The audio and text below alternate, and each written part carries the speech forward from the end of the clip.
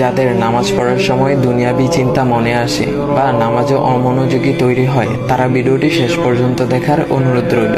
হযরত আলী রাদিয়াল্লাহু তাআলা আনহুর কাছে একজন ব্যক্তি এসেছে। তখন লোকটা বলল, হুজুর, আমার নামাজে মন বসে না। নামাজে দাঁড়ালে আমার দুনিয়াবি নানা চিন্তা আসে। হুজুর, আমার এই নামাজ কি আল্লাহ তাআলা কবুল করবেন? তখন হযরত আলী রাদিয়াল্লাহু তাআলা আনহা বলেছেন, না, তোমার নামাজ কবুল হবে না। তখন লোকটা মনে অনেক কষ্ট নিয়ে চলে যাচ্ছেন। এমন সময় রাসূল সাল্লাল্লাহু আলাইহি ওয়াসাল্লাম এসে হযরত আলী রাদিয়াল্লাহু তাআলা আনহুকে জিজ্ঞাসা করলেন, ইয়া আলী, আপনার কাছে লোকটা কেন এসেছিল? এসে দেখি মন খারাপ করে চলে গেল। কেন, কি হয়েছে আমাকে বলুন। তখন আলী রাদিয়াল্লাহু তাআলা আনহু বলেন, তিনি আমার কাছে জানতে এসেছেন যে নামাজে দুনিয়াবি চিন্তা আসলে নামাজ হবে কিনা। আমি বলেছি, না, তোমার নামাজ কবুল হবে না।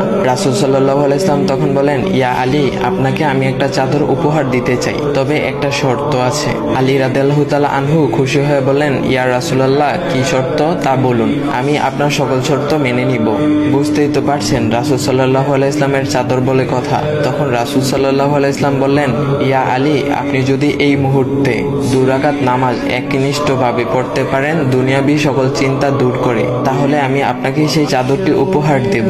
আলী রাদিয়াল্লাহু তাআলা আনহু বলেন, এটা তো সাধারণ ব্যাপার। আলী রাদিয়াল্লাহু তাআলা আনহু তখন নামাজে দাঁড়িয়ে গেলেন আর তিনি নামাজ পড়তে শুরু করলেন। এমন সময় তার মনের মধ্যে শুধু ভাবনা চিন্তা আসতে শুরু করলো, আচ্ছা, আমাকে যে রাসূল সাল্লাল্লাহু আলাইহি ওয়াসাল্লাম যে চাদরটা দিবেন, সেটা কি ফাতিমার চাদর নাকি রাসূল সাল্লাল্লাহু আলাইহি ওয়াসাল্লামের? আচ্ছা, চাদরখানা দেখতে কেমন হবে?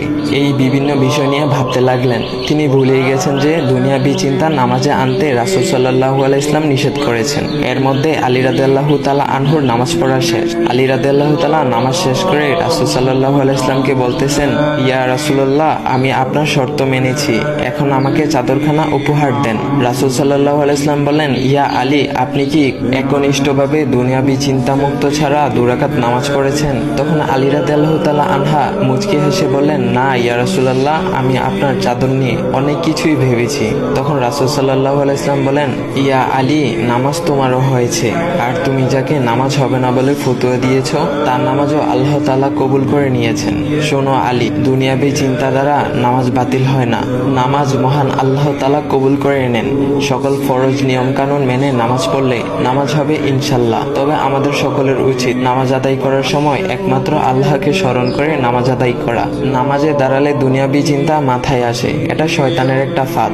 আল্লাহ তাআলা আমাদের সকলকে শয়তানের কুমন্ত্রণা থেকে হেফাজত রাখুক এবং সঠিকভাবে মনোযোগের সাথে নামাজ আদায় করার মতো তৌফিক দান করুক। সবাই বলি আমিন। চাইলে ভিডিওটা আপনি অন্যদের কাছে শেয়ার করতে পারেন, এতে অন্যদের ভুল ভ্রান্তিগুলো দূর হবে।